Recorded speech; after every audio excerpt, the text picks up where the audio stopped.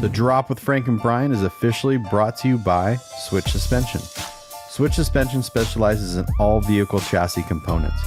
Lift kits, lowering kits, air ride suspension, wheels, tires, steering, and brake upgrades. They use all the best products from the best brands. And these guys are truck guys. You roll into their parking lot at the shop, and they all drive custom vehicles. So they use their products that they sell on their own vehicles. So if you guys are looking for anything for your vehicles, whether you're just starting out or you just need some replacement parts or whatever, give them a call or visit their website, switchsuspension.com. Hope you enjoy this episode of The Drop. If you like these podcasts and all the other content we create, head on over to our websites and purchase merch. Purchasing merch keeps us going and creating more content. Our websites are grinder-tv.com and livelifecustom.com. We really appreciate it. Now on to the episode. What's up? How are you? So first off, you said we're not Yes. going to mention it, but we have to mention it. Oh, okay. Yeah. I mean, We can't just like ghost it and be like, people will be like, well, what happened? Well, I understand, but I just thought maybe. No, you can't. We have to say it. Wait, Least we said were. soon as mended. What's that? It's an old saying. Least said, soon as mended. No, not in this situation. When people are waiting for something to be given to them after they've entered the contest. Fair enough. Fair enough. We forgot to compile our names. So we're going to do our giveaway next episode. Next episode, tune in. That means you got more time to win fabulous prizes. Oh, I'm not doing more entries. I've just Oh, never mind. Forget it. Never mind. Whatever. Unless we can, it doesn't matter. There are no rules. There are no rules. We make them up as we go. That's the only rule. The only rule is that we make it up. Yeah. I like it. Yeah, because I'm then just turning up my phone. Because then then it doesn't matter what happens. Okay, I'm down for it. All right, one more week. All right, one more week. We'll see you guys next week when we get our Okay, that's the episode. See you later. Bye. Go to the website, buy stuff. 1.5 minutes. Yeah. But no, we actually got a lot of stuff to talk about. We do? I think so. I have two things. I have a few things too, but last week you teased us with some Forbidden Show update stuff. You did your live. I actually, you know what? That's one thing that I meant to do before we started was go back and rewatch your live because didn't. I was busy at the moment. So how'd the live go? What'd you guys talk about? We just talked about because people are just like, hey, I sent photos of my vehicle in for grass approval. I didn't get a reply. Hey, I didn't get a reply, and it's just like, oh, calm down. And then we'll get there. I don't think people read there was like when you buy the registration, it's a note on the top that says to email the picture, and a lot of people didn't because I couldn't find a place on that program Eventbrite that we use to like submit a photo with the registration. Right. I think that would be difficult on their end because then they would like have to host deal with all these photos coming in and stuff. So it's easier just to send it to the email. Yeah. And I get not seeing the note at the top saying send the picture. And so I just wanted to like make sure everyone knew and remind people and go there. So now my plan is all this week, today's Monday that this is releasing, is to sit at my computer, watch Barrett Jackson cross the block and edit Dino's Get Down. Cool. And do my grass thing. Approve or not approve? I haven't decided if I replied not approved or I just don't reply. But I figure if I don't reply, they're just going to keep emailing me. Yeah, I think you have to reply. Now it just depends on what the reply is going to be. Is it going to be like a thank you for submitting a photo, unfortunately? Or is it going to be like, hey, man, nope. No, that's all it is. Nope. It'll be the denied stamp. It'll be a picture of the asphalt. Here's your location. Oh, I did announce hilarious. too that we're gonna have food out in the parking lot. So we're gonna. Oh, cool. I got my buddies that were at the Calacas show, the taco guys. Yeah, they're gonna come out. They're gonna come out and cook. So they'll be cooking Friday and Saturday. Because apparently the Mexican spot at the gas station's closed. Oh, for like permanently? Yeah, so they're going to be out there. We've got a shaved ice thing, and they're going to be out there, and I think they've got desserts and stuff. So, yeah. Nice. Heck yeah. How does the hotel, feel about that? I asked first. I said, hey, like, cool. I forgot, because last year I asked, and they said, yeah, go ahead. And I was like, nah, I'm just not going to deal with it. I just let you guys do it. But then this year I'm like, because food there is like, there's a lot of options. But if like you're not prepared to wait for an hour, you're not going to eat. That's true. Yeah, that's true. And so I just asked them like, hey, do you care about food vendors? And they're like, no, we don't care. So they just have to pay the tribal tax thing, and that's it. So right on. Well, that's cool. Yeah, that's exciting. Yeah, that's a cool update. One thing I have to clear up is I have really nothing to do with any of this stuff. Oh, so yeah, please don't message me. Because I not message me because, I'm like being mean, and just don't message me because I don't have that much info. Like I can't really help you. Yeah. Like I get asked these specific questions and I'm like, I don't know. Yeah. You're going to have to forward this along to it. It all comes down to the show Instagram. Yes. Like that is the most central spot you could find. Now, of course, there are people, I don't have an Instagram. Well, get one. Email forbiddenfantasyshow@gmail.com. That was the other thing I was going to say is the email. Between those two things, that's the most central way to get a hold of you to get some information. Yeah. It's It's like not that I'm gatekeeping things. It's just easier that way because the information coming from one single source, one single social media platform, one is, most people in the club can answer most questions. Hey, when's the show? Right. All this stuff. But like, it's just easier that way because then information gets confused and all that stuff. Well, the things I can answer is this good enough for the grass? I don't know. Yeah. Not my decision. What about hotel information? Don't know. Yeah. Like you have to go over to these specific things to find out. Yeah. Those are the things I can't answer. But yeah, like you said, I can answer a few things about it, but it's just, and it takes out like just doing it that way. And even like the first thought would be is like maybe try to like not help, but like try to like, oh, maybe, but that opens up too many problems because then, Frank said, or Steve and that's said, the thing. Yeah. Like, because Glenn is probably like the number one dude that helps out a ton, on the back end. And he's always asking, what can I do? What can I do? And I'm like, I don't want to be, it's not that I'm saying there's nothing for you to do, but literally it's a very simple show, there's not a lot to it. And so, there's not really like a lot leading up to it. It's just making decisions to make that day run as smoothly as possible. Right. Yeah. Because at the end of the day, that's all you want. You just want it to go off. The main two things is just everybody have fun and with no problems. Yeah. Like that's the two main deals right there. So I'm still plugging away at my forbidden video from last year. So that's coming along. I've just been super busy, man. I've been a printing machine. Oh yeah. Yeah. I'm told you, man, I'm going to be ready. Are you printing stuff right now? Yeah, my stuff. Cool. Yeah, I'm not doing anything. I'm really not doing anything else for anybody else. But that's to say that later on I will be. So I'm doing like all this like not hard work, but like I'm doing all this extra work now.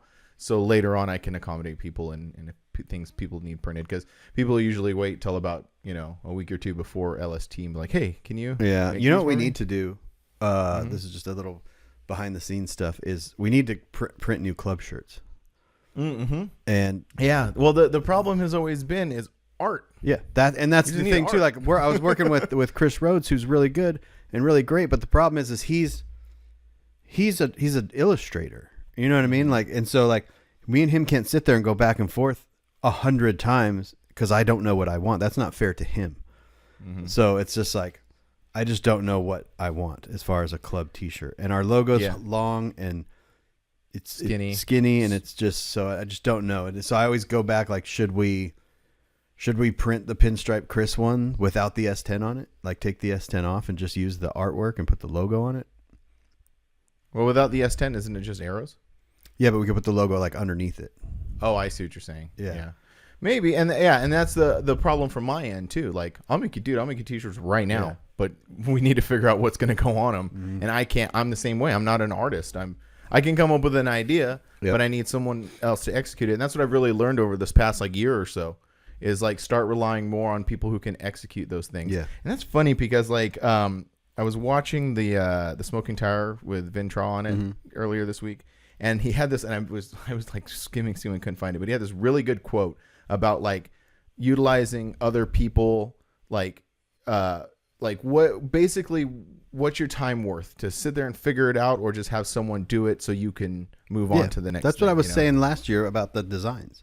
It's just like, and sometimes I can't even come up with a design. I don't even have an I idea. know. So I will pay someone to come up with a design.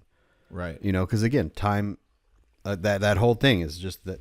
What is your time worth? Are you going to sit there for hours upon hours and hours and hours? And then the other thing too is like you have other things to do.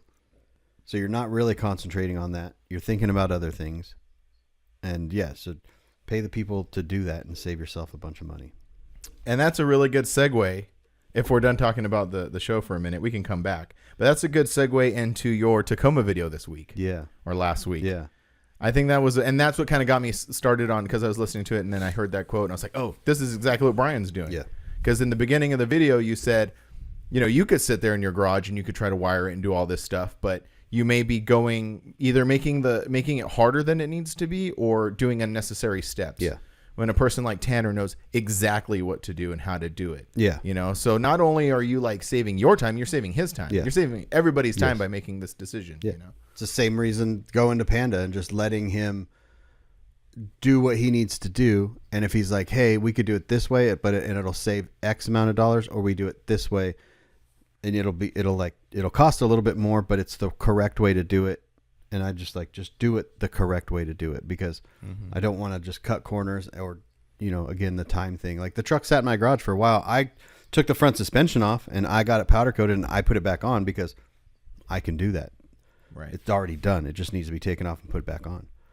But when it comes to like drilling holes in the frame, running wires, like I just got a new fuse box from it's the same place I got my dash, the Toyota Auto Mart up in NorCal. Tanner called me right before he left and he goes, hey, your fuse box, because we had extended the fuse box and we took some wires out of lights we didn't need. Yeah, a long time ago.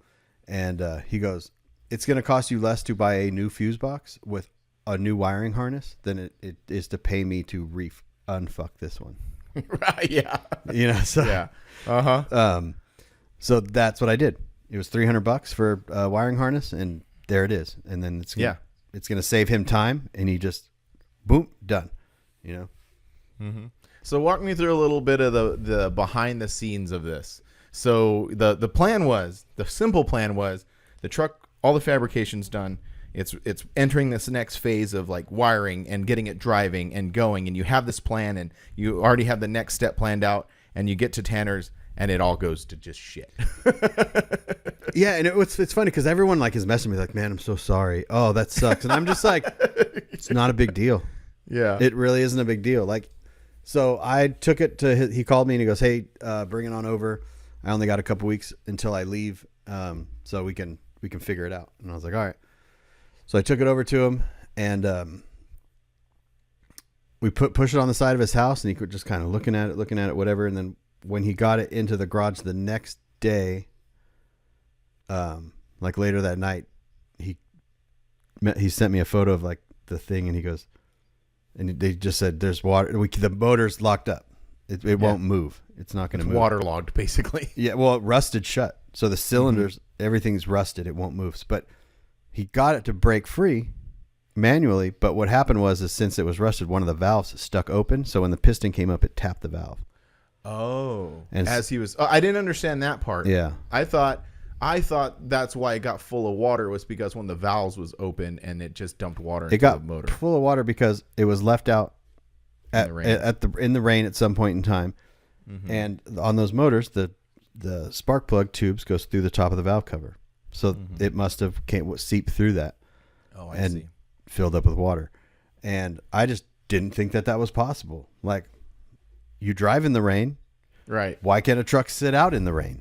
Right. People camp in the rain. You leave your truck in the driveway in the rain. So, like, I just didn't think about it. Right. And then I guess it just rains more where the truck was at than it does where I'm at. Well, plus in those other scenarios that you're mentioning, you usually start it and drive off. So, true. You know what I mean? Yeah, true. But so, regardless of anything, the valve just stuck open. It tapped the valve. He wasn't sure if it bent the valve, but I guess it just barely. If you barely touch a valve, it like will bend the valve. Mm-hmm. So you saw that part of the video where he was spraying like something in the cylinder head, not the cylinder head, but the head. Like that was to see if the valve was seated.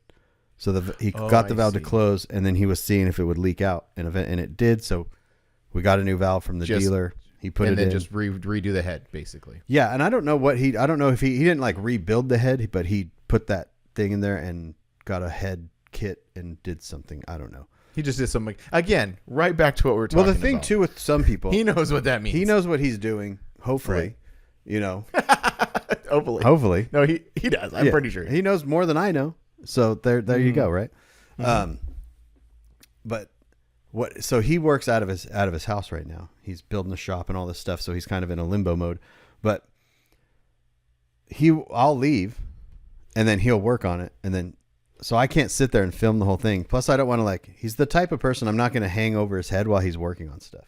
Uh-huh. And I understand that because it's like I've had people like, hey, you should just edit the video here at the shop. And I'm like, no, I'm not going to do that. I'm going to go home and edit it because that's where I don't like people hovering over me. So I respect that, and I'm not going to, do that. And so he would just, I don't know what he did, but hopefully he did it correctly. Right, yeah. Yeah. No, I'm sure he did. Yeah. So I love the video. The whole thing was good. From a technical standpoint, I guess is what you would say. You did such a good job of moving it along.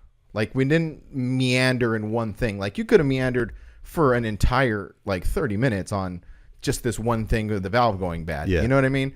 But you took this whole thing and made it very interesting, very not fast paced, but at a pace that you're still engaged. Yeah. Constantly engaged in something.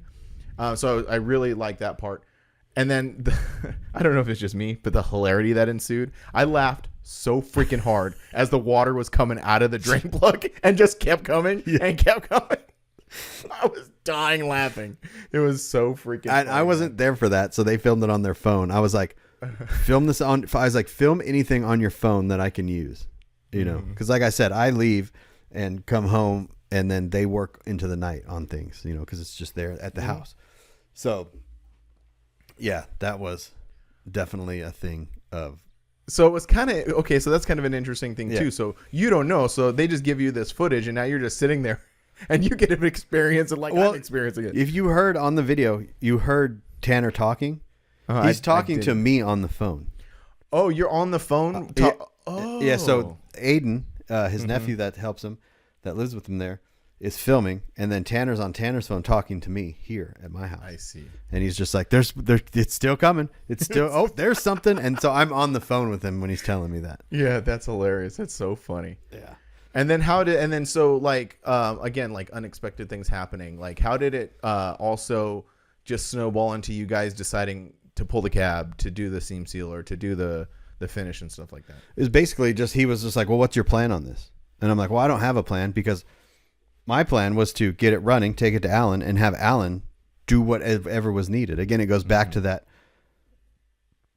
I could do it myself. I know it needs to be done, but the steps that you know what I mean? Like Alan has 4 guys there. I'm one dude at my house. Right. So if 4 guys need to pop the cab off, if it's just faster, he already has the sealant there at the place. He already has the liner there at his place.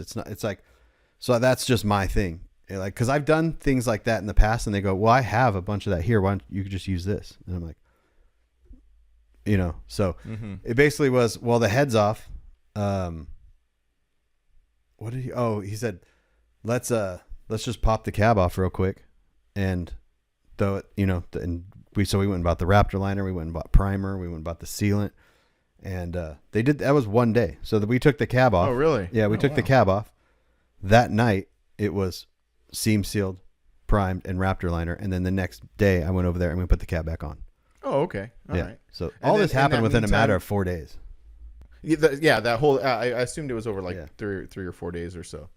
Oh, okay, that's interesting. And then while the cab was off, he could run line, so he ran brake line, fuel line, and air line all the way down the thing. So now he's out in Florida doing some drag race stuff, helping his buddy's team out. So when he gets back, he has 2 days to do that truck before he can't do anything. Oh, really? He's so busy. I see. Yeah. I kind of bumped my way in there. Yeah, because we were just talking about Barrett Jackson, and he's involved with Hogan and stuff. Yeah. And so he must always have something going on. Hogan, there's a Pickett. It's a Pickett Trucking. They're a big like diesel truck place.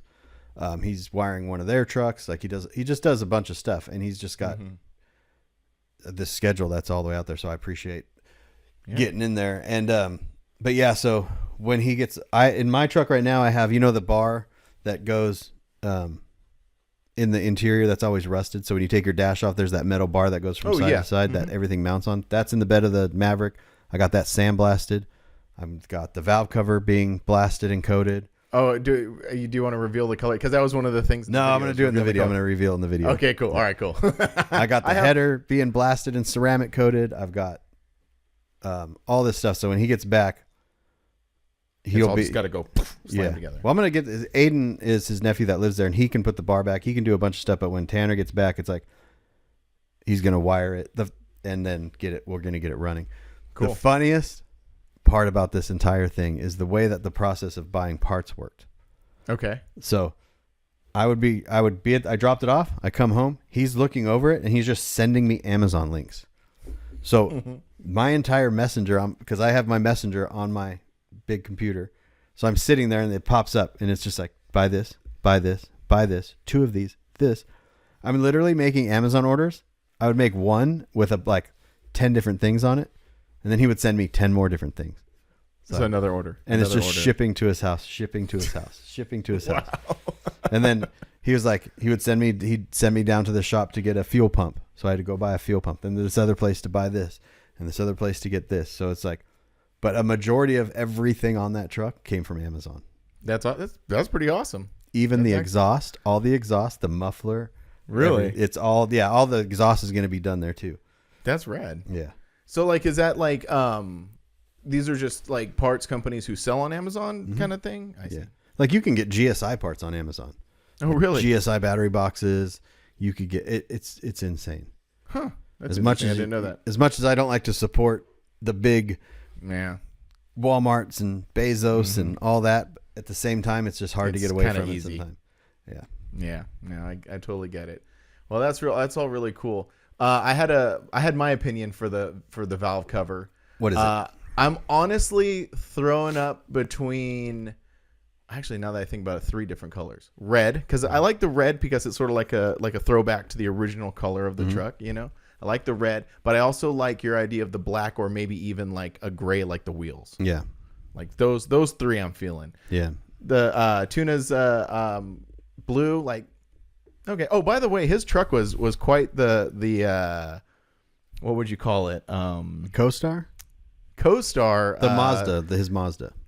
No, that's not his S10. No, that's Aiden's S10. Oh, okay. Then that one too. That one too. Yeah. Okay. I thought that was. Yeah. But that was kind of like a surprise little everybody's like, oh, what's up with that S10? Yeah. Well, there was a few comments about the Mazda too. So I didn't see Mazda. Those. If you watch the part where he's on the hoverboard. Mm-hmm. Oh yeah, and then the green Mazda. That's his. Oh, okay, cool. Right on. Yeah, that's is that, and he's currently building that right now. No, he's got another vehicle that is, when it comes out, is insanely detailed. Oh, nice. So that'll be a cool one when it comes out. Yeah. But anyway, I just thought that was funny because a lot of people were like, oh, yeah. Anyway, it's I don't know. Oh yeah, so the valve cover.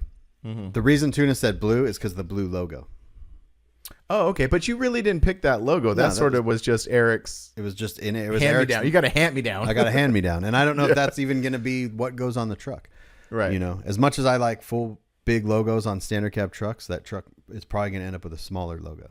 Oh, really? Yeah. You think so? I think so. I do like the big logo, man. It looks so tough. I know it does. It does. But at the same time, when you get it all done and it's all in paint and everything's just, it almost takes away from the truck. Yeah, I've always thought that. Yeah, I always thought that way back in the day, like when I first started. The one specifically that I remembered was Body Drop's orange Mazda. Like you had this crazy Mazda with the tint that he was like doing at the time and stuff, and the wheels and the paint and everything, and it had this like tiny little Severtise logo in it. I always thought that was like super tough. Yeah, so I see what you're saying on that. Yeah, so we'll see. Things that can happen later on, but. That's that. And then I should have another video dropping soon too. Oh, another Tacoma? Nope. New stuff. New stuff. Oh, I'm stoked. Yeah. I'm stoked for that one too. I like this whole thing is just starting to like roll. Really get going. It's starting to roll, and it's. I have good feelings about it. And I want to thank everyone that bought merch, pity merch. Oh, people came through. Oh, but tons of people came through. Heck yeah, yeah. That's awesome. They were even messaging like, "Hey, I bought this because I don't even care. I don't even want it. I just bought it to give you money." I'm like, that is the best thing I've heard, dude. Yeah, I got 0 orders. Thanks. No, go out there and do something to your foreigner. It won't start. Right? I need money. I know, right? That's funny. No, that's great, man. That's really cool. That's really cool to hear. Yeah. So I'm excited because it's going to be cool because I don't want to talk about stuff now, obviously, because I want to keep some element of surprise. Well, no, I like this. I like how you do it. Yeah. Drop a video. We kind of dissect it and discuss it. Expand on a couple things. Yeah, because I also think cool. Like even not telling you stuff because you get to watch the video. Because if I told you everything that happened, you would watch the video and go, "Well, I already knew this." I know exactly. There has to be some sort of process. Right. Yeah, I get it. No, I totally dig it. And the new one that's coming up, super stoked for. That video's almost done. The part I'm not gonna say specifically the parts you just showed are really cool. Those weren't off of another truck, were they? They were. Okay, I thought so. I thought so. Yeah. Yep. So those are clean though. Those are super clean. I have never gotten as many messages about wheels as I got about those. Oh, we'll say everybody, huh? You I wasn't gonna say the part, but you said it wheels. Well, so they were said wheels. Because Panda posted the wheels, right? And then I shared the post. So like, I don't know how many. And Trevor is like, he said these are probably my number one favorite wheels. He goes, they're so sick. Yeah, and they're billet oh, Frank and billet. No, those are the type that I like. Yeah, they're not trying too hard. They're super clean. Yeah. Like I do get the whole like big offset, deep lip, but something about a nice little offset because those are they front wheel drive wheels? No, those are not front wheel drive wheels. Mm-mm. I mean, they're just they've got a little bit of a lip on them, but they also like concave up a little bit. So where the bolts, where the lug nuts mount is more closer to the outer rim, because if you look at the way that the star goes, it kind of comes back up in the center a little bit. Mm-hmm. And those were off of Eric's old truck, right? Yep. Okay, that's what I thought. Yeah. But those are just super clean looking wheels because they're Boyd Coddington wheels. Oh, really? They are? Oh, I didn't know that. Yeah. Oh, did you see the Boyd Coddington hammers that he just posted? That Boyd Coddington himself posted? Yeah. So if you go on Hot Rods by Boyd on the Instagram, he's the one that he'll do old style wheels and make them bigger or whatever, like Carl's. Yeah. But he's doing there. Remember the hammers, the old hammer wheels? I'm having a hard time thinking of what they look like. They're like not a 5-spoke, but they're a fat 5-spoke. But they're like, anyways, he made an updated version in 18s, and I was just like, oh man, that looks good. Now that we're like, I understand how you feel about 20s. 18s are super underrated, man. No, it's not about the size of the wheel. It's about the vehicle they're going on. Because you can't just go, true. Oh, 18s are underrated. Well, I'm going to put. I don't know, but I'm going to put them on my truck with big wheel wells. It's not about anything like that. It's like because if you look at a Tacoma, if you look, even minis, because minis are not just a mini is a broad term. Mm-hmm. A 1985 Toyota pickup is different than an 89 Toyota pickup is different than a 2004 Tacoma. True. The 2004 Tacoma is bigger than this is a physically bigger truck. Yeah, so you need it. If you can't keep the wheel size and go physically bigger in the truck. Mm-hmm. It's all about the proportions, and it might. Sure. And a lot of things too. People will go, "Oh, that looks cool," but then if you sit there and stare at it, you'll start to see, "Oh, those wheels are too small on that truck, or too big, Exactly. Right. But if you look at a Tacoma, specifically an extra cab, and you look at it with 18s on it, and it also depends on the wheel too, right? So a wheel with thinner spokes is going to look bigger, but a wheel that's more full with thicker spokes. Mm-hmm. You're going to start to look at it and go, oh yeah, if that was in a 20, it would be totally right. But on a 91, the 89 and 95 pickups, 18s are perfectly fine. Mm-hmm. That's interesting you bring that up because on my truck, it changes even more on my truck because I have 18s on my truck. If you look at the front half, it looks super nice, but then the back is so big and bulbous. That the back ones tend to get shrunken down. Exactly. And we were actually talking about that year 4Runner, me and Trevor were talking about it. And he goes, there's something weird when you look at the side profile of those 4Runners. Yeah. He goes, because they start skinny and then they get super fat, like real tall. And it kind of, so it's almost like a staggered set of wheels on that would look great.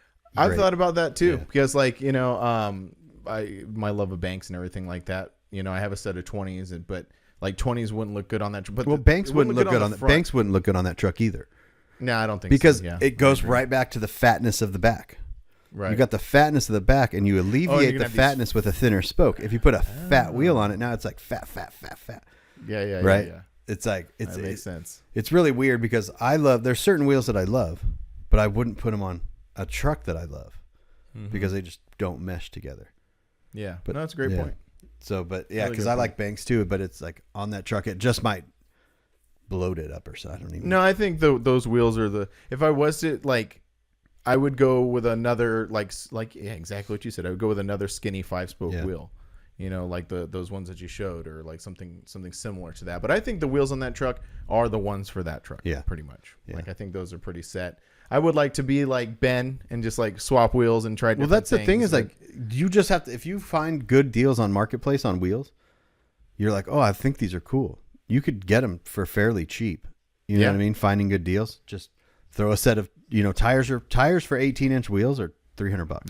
Yeah, they're not very expensive. Throw them in there, and then you had your truck for so long, you could just take those wheels off, don't need to sell them, and then throw a different set of wheels on for a year.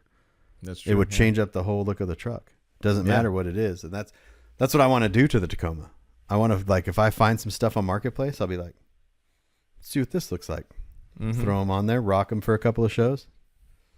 Yeah, I like it. I freaking like it. That's awesome, man. Yeah, that's all exciting. Lots of exciting stuff going on, moving parts. But yeah. What else? I have this in my notes. Frank's chair. How is your new chair? I mean, it's okay. I told you that, like, because I told you about this is a whole deep thing, but whatever. So I got 2 of these things, right? And the idea was to have one for, you know, right, for this side of the office because it's basically 2 desks and stuff, and then I have another one at my desk. I don't like it because they don't recline at all. Like, that doesn't recline at all? This is this is me reclining in it. Oh, really? No. Yeah, it's terrible. No, you can't do that. Yeah, it's freaking terrible. So I'm going to put myself on blast a little bit. I fell out of another chair. Were you trying to lean back in it? I was trying to lean. And did it like pop back? It like, you know me, I'm a goofy guy. So like I'm sitting at my desk over here and I'm like kind of getting frustrated with it because I like to kick my feet up. I like sometimes take some time, kick my feet up, hang out. Well, I freaking was like, and I went a little too far and it just went boom, and it flipped out from under. I hit the ground. Chaos ensues. And I just go like, and then my kid burst through the door. Are you okay? I'm fine. It's so, you know, I never did that.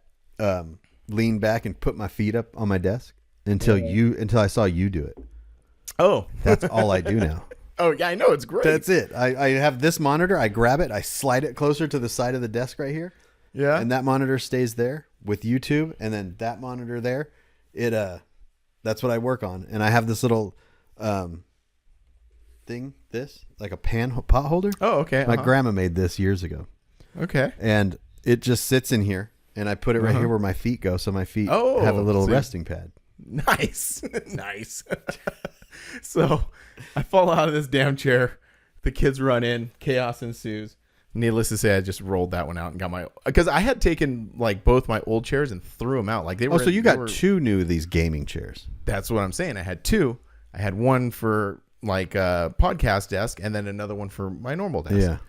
But so I ended up going back outside, grabbing my old chair, bringing it back in here. So, but no one sees it. So like the whole point was like, you know, my chair was all kind of janky and stuff, and people would. Well, it's also good for comfort. You know what I mean? Like, well, and plus, like, I don't lean in the podcast. Yeah, I sit pretty straight up. Yeah. So you know. Yeah. Well, I mean, like I was saying, a good chair is good for your back too, because that chair right there just ruins my back. And this chair, this is from Costco though. It's like Lazy Boy branded chair, but see, that's what I need. Yes. Angie always jokes that I need a Lazy Boy office chair. yeah, they're $130 or something at Costco. Oh, this one was $120. So yeah, it's the same thing. So like, and I like this one, except my one I had before this was another Lazy Boy one, and I like that one better because it had a taller headrest. Oh, okay. So I could put my head like this. Yeah. This one doesn't. So my head's kind of just like just floating around. yeah.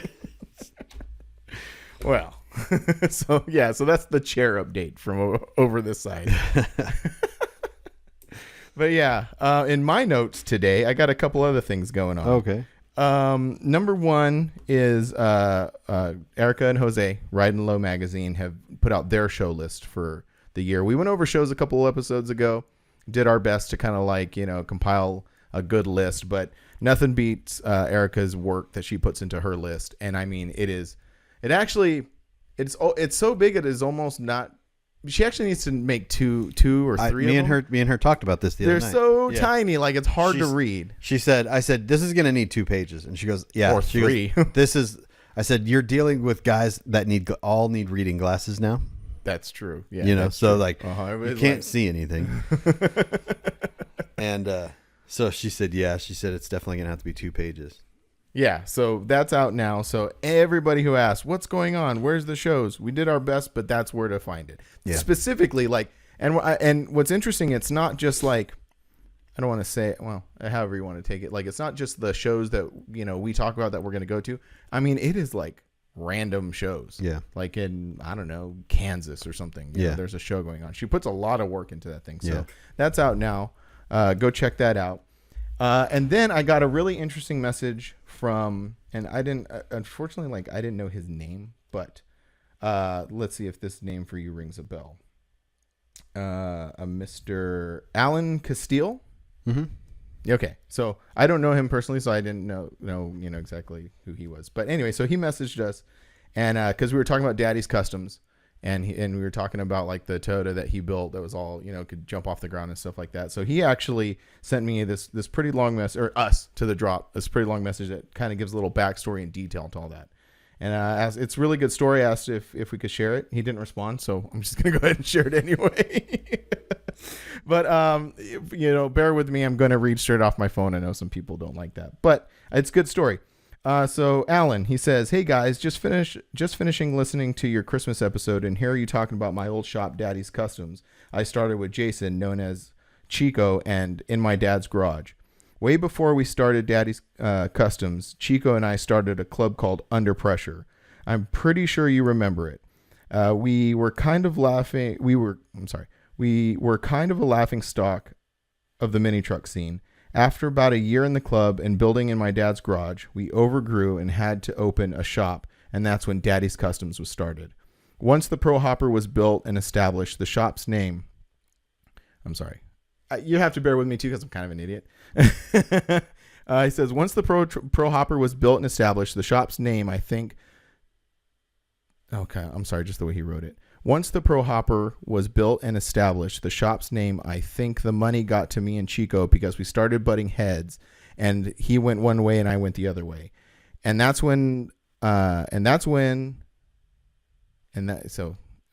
also how it's written. And that's when I met the owner of Best Customs and started working for him.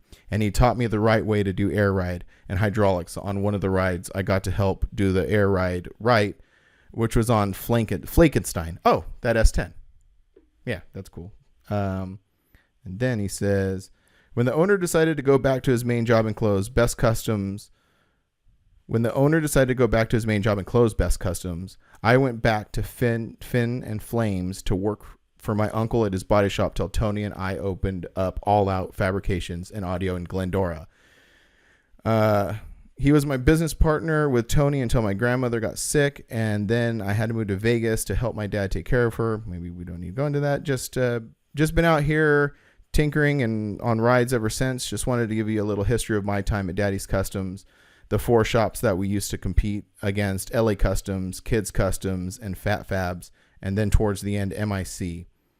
Can't forget about the 7 great years I had in Local Finesse. So he was also in Local Finesse. So there was someone sent me a message and told me, I forgot what the shop name, that it was Daddy's Customs, and the other the shop that Best Customs? no, it wasn't Best. It was none of those. It was Okay, I see. it was the guys that bought MIC.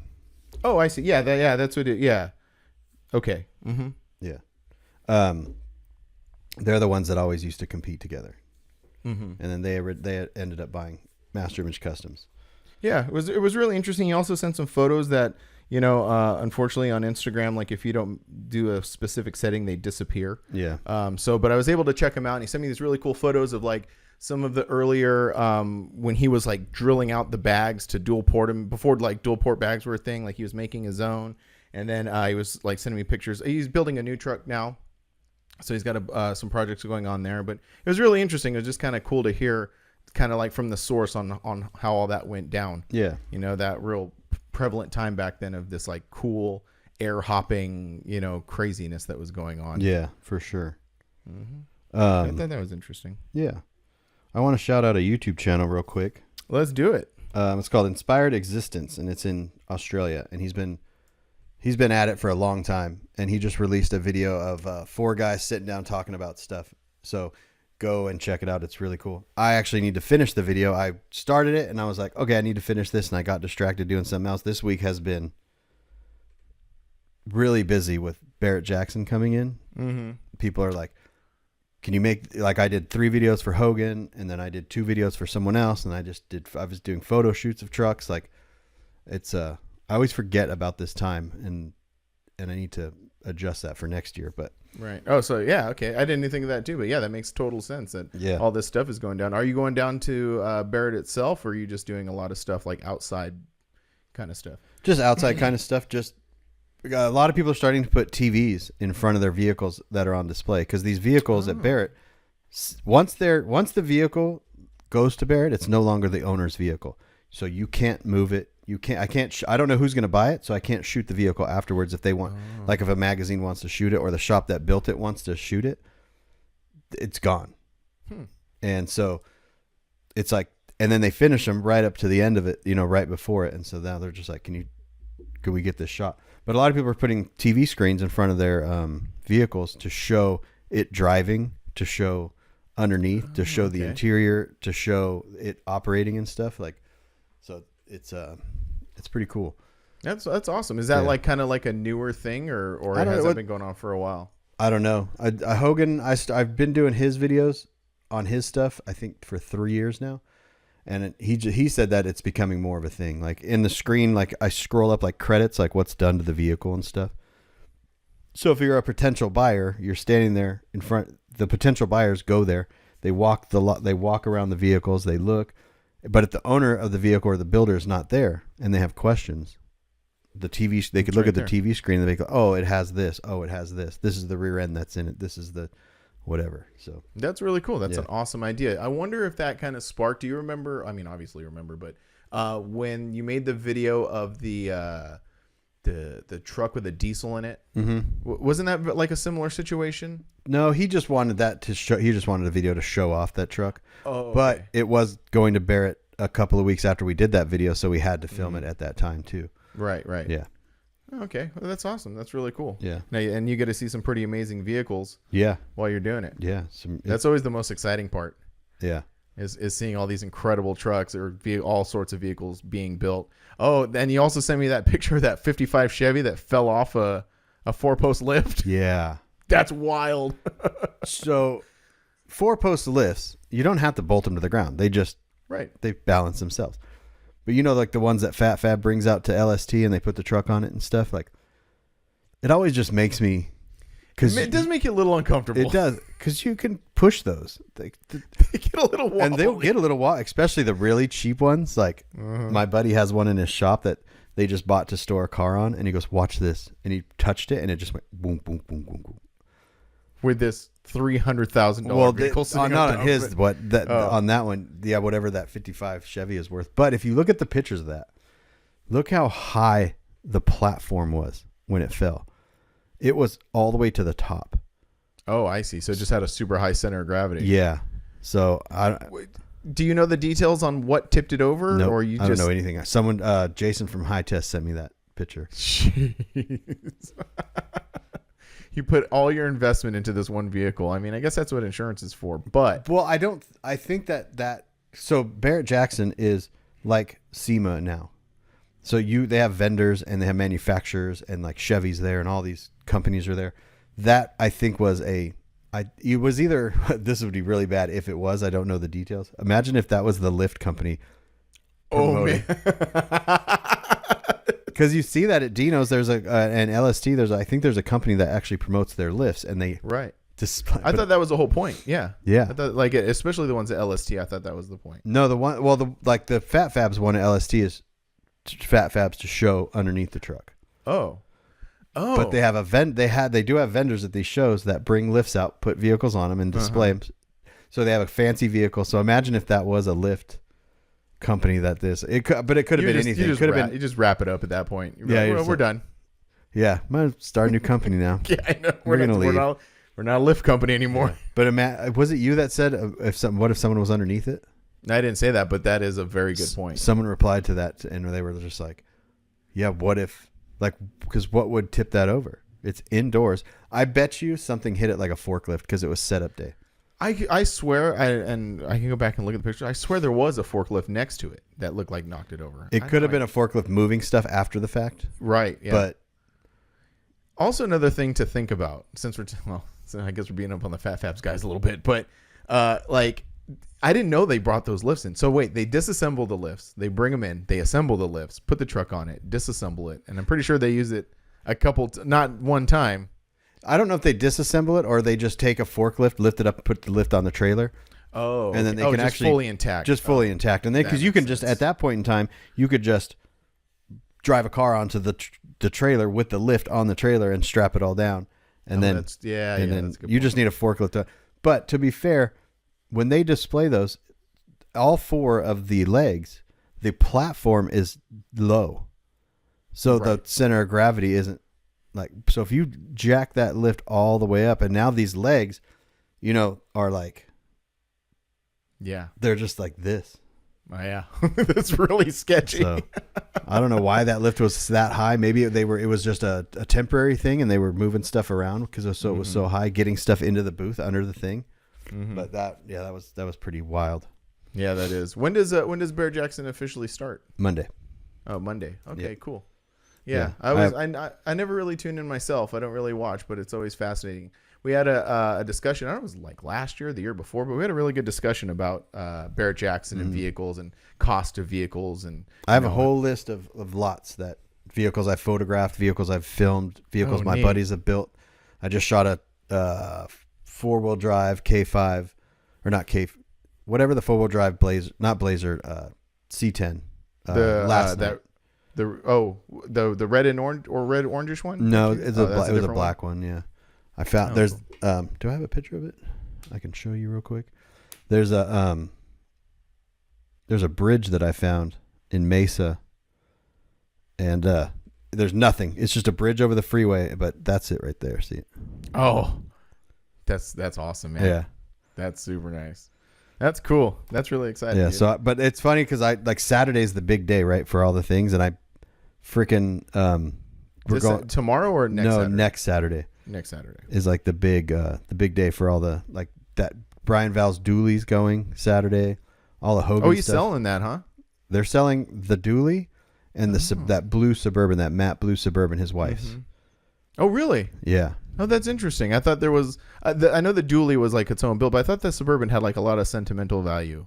No, there was another Suburban that Trey 5 did that had more sentimental value. Oh, okay. That one didn't.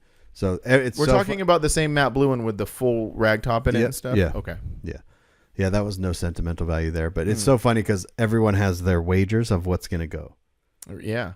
So like the dually, there's Jeremy has it's like 100 or 200 to 250,000, and then someone else has 50 to whatever. So they all have this betting pool. So there's these now side bets being made on what's going to get what. That's freaking cool. Yeah. People making money everywhere on trucks, off of trucks. That's awesome. Yeah.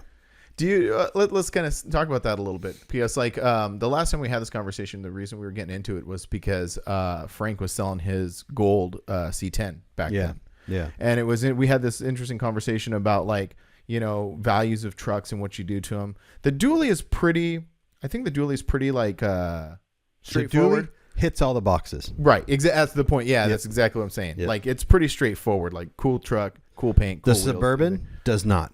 That's exactly what I was going to say. It's a very unique vehicle.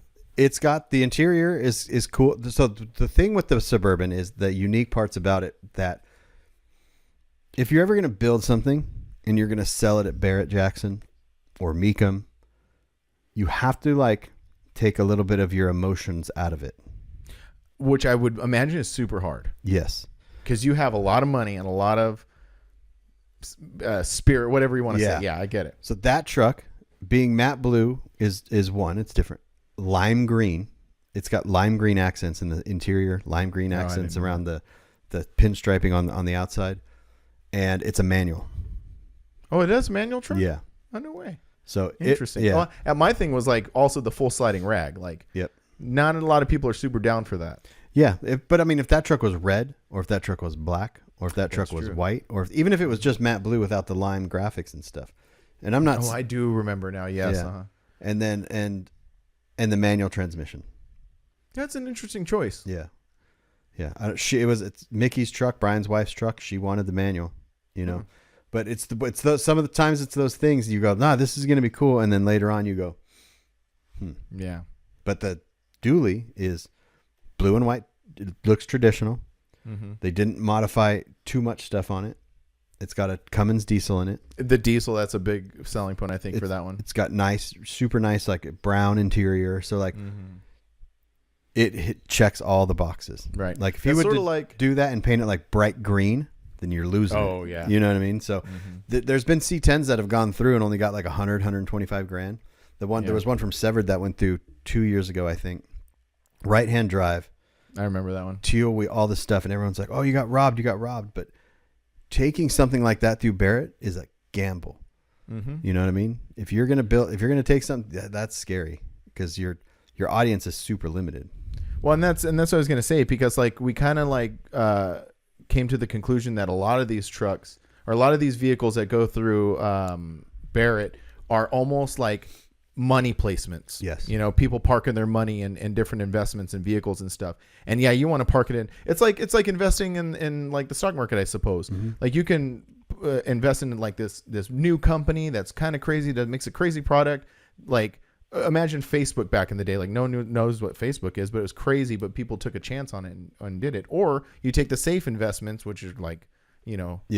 I kind of think of Pony and his trucks, like black, red. Black, red. Like they're super. I don't want to say safe, but they're safe. That's exactly what it is. And there's different. So like Monday through Thursday, basically Barrett is just a regular auction. There's regular things going through. There's just normal old cars, new cars, whatever it is. But then there's like, it became this thing where people were building specifically to sell at Barrett. Like the vehicles Hogan, those the ones that he's taking, he built those with the intention of selling them at Barrett. Mm-hmm. But Mickey did not build her Suburban with the intention of selling it at Barrett. She bought that with the intention of her enjoyment. Right. So she made those decisions. So you have to like. So selling it at Barrett's a big gamble, So anyone that's thinking about selling something at Barrett, like you might get surprised that that's something that's got a lot of modifications and is cool to you, might not get a lot of money because you have to battle. The bidders have to be battling. If there's only one person that wants that truck, no one's going to bid that truck up. Mm-hmm. It's just going to be that one person. That's just be like I know a guy had a really highly modified Chevy truck. It was built a long time ago.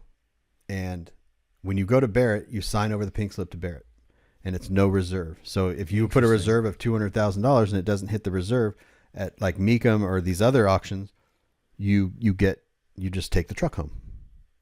But once you pull it into Barrett, you sign off your pink slip and it is Barrett Jackson's truck. Wild. So whatever it goes with. So, and then there's a fee, right? So if you're the buyer, you pay a fee. If you're the seller, you also pay a fee. Well, this guy bought his truck back. He bought his own truck back? Yeah. So Wow. there was no one bidding. It only bid up to a certain amount. And he goes, nope. He touched his friend and he told his friend bid like $100,000.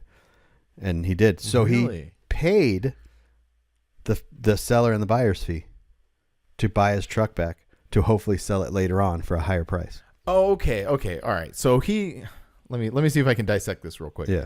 He didn't fork out $100,000 because he would be essentially be paying himself. No, he did. I don't understand. Oh, yeah.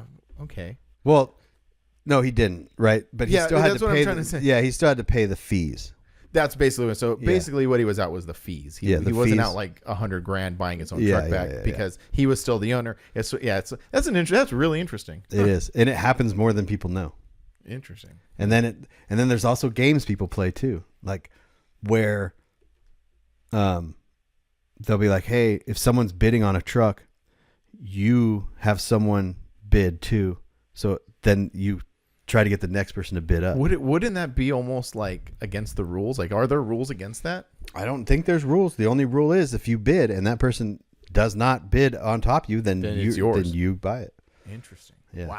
Wow. That's crazy. I think I'll over this next week. I'm going to pay really close attention, and we'll talk about this next week too. If you go on the Barrett Jackson website, you can go on the docket and the automobile docket, and you just type in Chevy, and you can skim through, or you type in Cadillac, and you can skim through, and then you write the lot number down, and then the live feed. You just look at the live feed, and it plays in the background of when I'm doing stuff. It just sits there and just goes and goes and goes, and it's just super interesting to watch what certain things go for. And the exciting stuff is happening down. Is that what they call Super Saturday or something? Yep. Okay. Yeah. And I freaking, me and Milan are going to see Adam Ray on Saturday, and I didn't realize that. I was like, damn it, I'm going to miss it, a lot of it. Oh, yeah. Yeah. So, but yeah, because that's like my favorite thing is everyone's like, you going down there? I was like, no, I like to watch it. Because it's also turned into obviously it's an event, obviously, but it's turning into like a thing, right? It's insane. They have an opening night gala with a full on rock concert. Oh, wow. It's like all this stuff. And then, imagine SEMA with an auction going on. And then there's like VIP areas in the auction spot. So you go up and you get drinks and all that stuff. And you can get drinks down on the floor too, but it's like these super VIP areas. Right. Yeah. It's meanwhile, millions of dollars is being thrown around on vehicles. Oh, yeah. Yeah. And then these guys are just drinking and they're just like, let's see who's got the bigger wallet. And they're just like, insane, no. Yeah. It's wild. That's why I would love to build a couple of vehicles. You know, I got that Toyota. I got the OBS. Those are going to get built, sold. I'd like to eventually, I would call it a Tuesday afternoon Barrett build. Mm-hmm. Take a C10, take a something, and just because you could literally go buy something and just sell it there. As long as it's paid off and you have the title, it doesn't matter what it is. It doesn't have to be a $300,000 C10. No, it could be whatever we want. So I'd love to just do I call it a Tuesday afternoon build. Yeah, that'd Get be cool. something clean, lower it, put some wheels on it, you know what I mean? Clean it up. Yeah, spray 20, paint. 30 grand, something like that. Dude, there's so many out there. They're just spray painting the frame black. And they're just like, yeah. That's wild. awesome. That's awesome. Yeah. There's a couple other things going on too. Like if you think, we talk a lot about it, like, people buying these vehicles and like investments, parking money and stuff. Also, if you have a business that makes tens of $millions a year and you need to get rid of some income, let's buy a couple C10s over here. Yeah. I want to display them at my business. Or even more nefarious, I say, like, I don't know how I got all this cash. It came out of nowhere. I need to clean it up a bit. Yeah. It's essentially the same as the big, like the real estate market, right? Right. Yeah. And that's what these guys do with these supercars. Like the same cars are sold at Barrett every year. Yeah. I would imagine. Or they'll wait a couple of years and then they buy them. They sit in their garage. Well, that's what I'm saying. Imagine if you needed to justify having a couple, few $100,000 on your person. Yeah. You buy a truck, whatever. You park it for a couple of years. You resell it for the same, maybe more, maybe less, and now you have this nice money that came from a reliable source. Yeah. The other wild thing is, if you have good credit, You walk up to Barrett and you sign up to be a buyer, and they go, "You're approved up to $200,000." Whoa. And then you go, and then you get a badge, and you walk in and you bid, and if you win and you pay $100,000, you have a loan now on this car, and you just pay the loan back. And Barrett, well, I mean, I'm sure there's a whole host of things like what kind of interest rates. Actually, I don't know if that's true or not. That'd be amazing. I think it's true, but I think it could just be they run your credit and make sure that you're worth so much. I don't know. I could be speaking out of line. It's another world, man. It is another world. It's another, and that's why it's even another world. It's another universe, and that's why I don't enjoy going. It's just, I know a lot of the people down there. They're really good people, but they have become this thing, or they turn into a thing when they're there. And when a bunch of guys with a lot of money get together, it's just like, I'd like to experience that just at least once. Let's go. Just come out next year and we'll go. Yeah, I think that'd be cool. Yeah, it's amazing to walk around and see everything. They have planes, jets, helicopters on display. They're running around. You could do car rides like in new vets or new cars or whatever. Like, right on. Yeah, just like you said, like a SEMA, but with an auction. It is quite. And then the stuff, the memorabilia that they have inside for sale and all that stuff is really cool too. Awesome. Yeah. That's cool. So you should come out next year. Yeah, definitely maybe next year, but definitely over this next week I'm going to kind of pay a little more attention because like I'm always curious to see. Remember, I would send you links like, dude, look at this truck. Look how much it went for. Yeah. Yeah. Keep doing that because I'm gonna pay a little more attention this time. Yeah, I will. Yeah, there was a S10 and not an S10, a C10 last year that was, I want to say it was just bagged or just lowered or whatever, and it went for like $300 and something thousand. Wow. And it should not have gone for that much money. And then there's always the arguments of couldn't build it for that much, couldn't do it. There's always the arguments of this, that, everyone's got, that's not worth it. That's worth it. You don't know. You don't build these. You're not a painter. You're not a builder. You're not this. You're not that. So it's almost fun to watch those guys, all the guys argue in the comments too. Yeah, about definitely. Things that like I don't know, they don't know.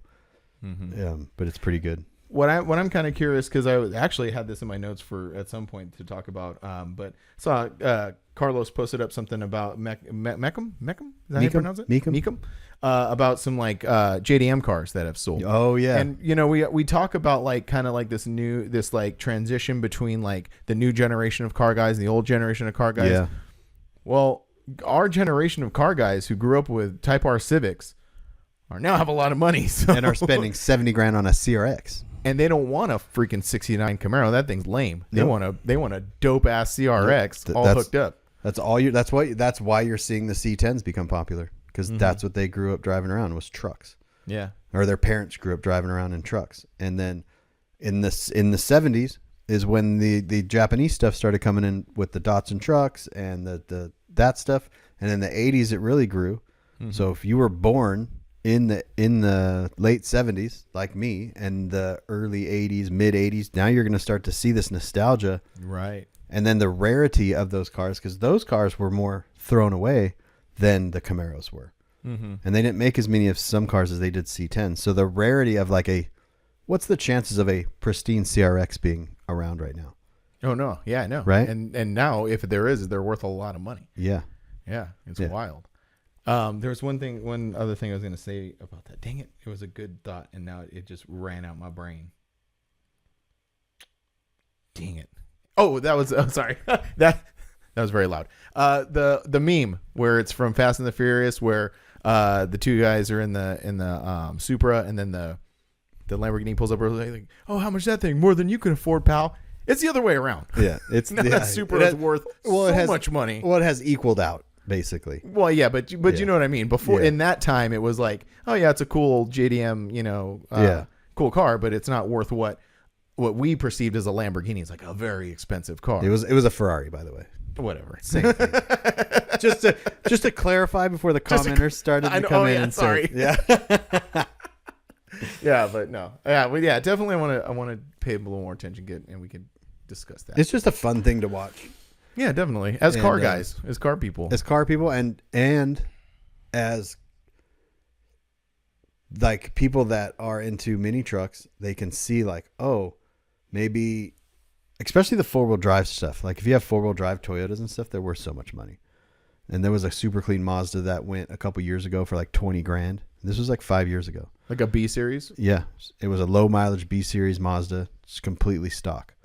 So like as mini truckers, as people that like to buy and seek out mini trucks, when you see one that's completely stock, you almost go, should I cut this one up or should I not cut this one up?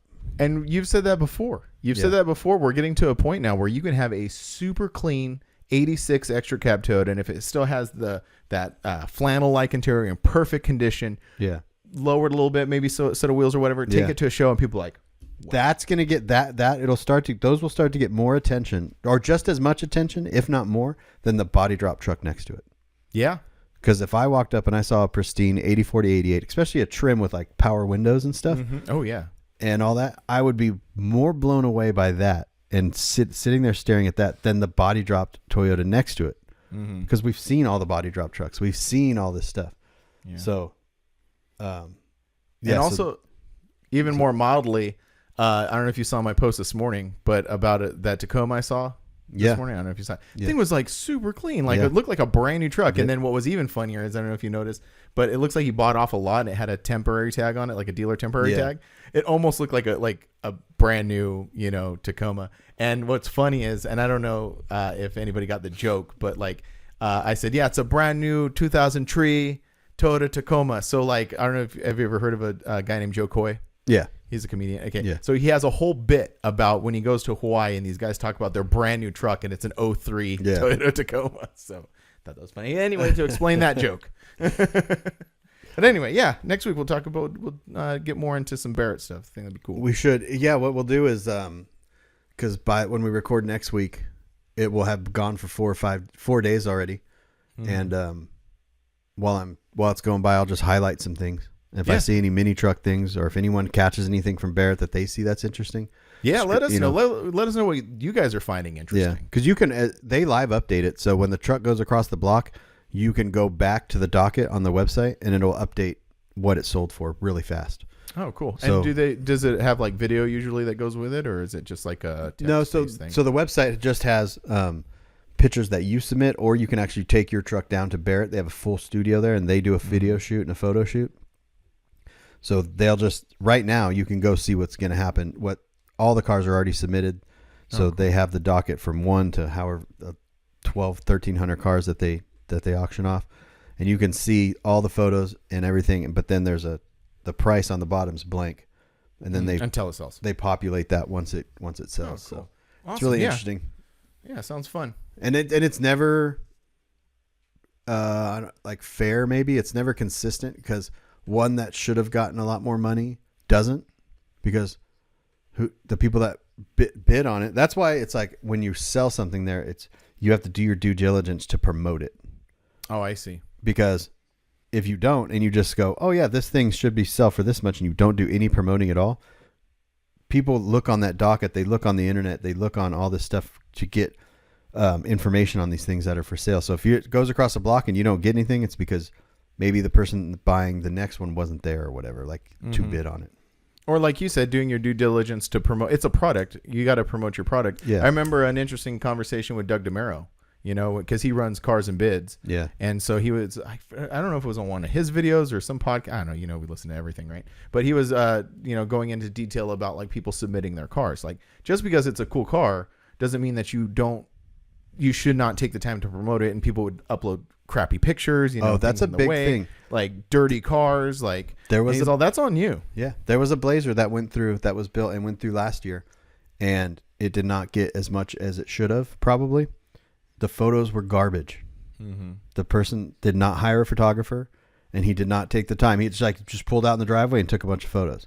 Yeah, with his phone or something. You can't do that. You can take pictures with your phone, with your phone. Take it up the street. And so there's no distractions around, like cars in the background. Like if you have a white Blazer and you take a picture of it and there's a green and red car in the background, even if it's out of focus, it's distracting. You're not, so you have to do that. And yeah, that's what Doug was talking about. I remember when he was talking about that, he's just like, dude, when you send photos in, like, that's what you're selling.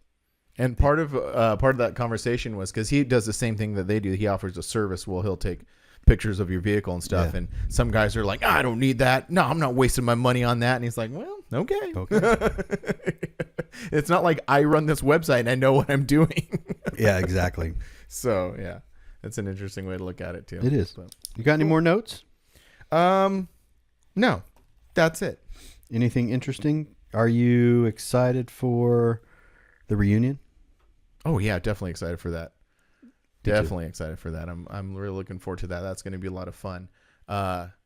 That's not my brain right now, but I got to figure all that out between like trailers and vendors trailers, and which is another to kind of like a behind the scenes thing about me, like kind of like doing this thing where I'm getting ready to be more prepared for shows farther out.